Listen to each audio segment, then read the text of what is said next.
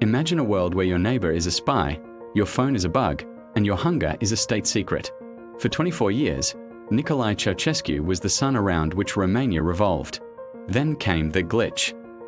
8 seconds of confusion on a balcony in Bucharest, where a dictator realized the silence he mistook for loyalty was actually a dam about to burst.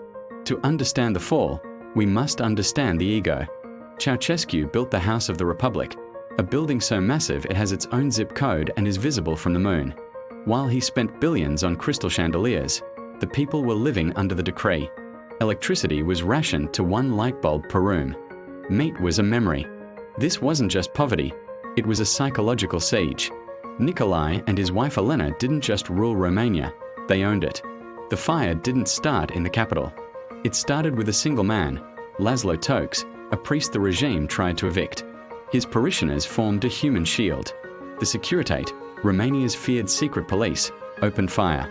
But instead of running, the city stood still. The news traveled by word of mouth, through the shadows, reaching Bucharest. Ceaușescu, ever the narcissist, thought a pro-government rally would fix it. It was the greatest miscalculation of the 20th century. By noon on December 22nd, the mob was inside the building. The scene was surreal.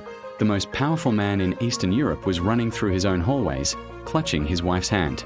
They reached the roof. The helicopter was overloaded. The guards had to sit on each other's laps. As they lifted off, they saw their own portraits being thrown out of windows. For the first time in 24 years, the Ceaușescus were disconnected from the earth.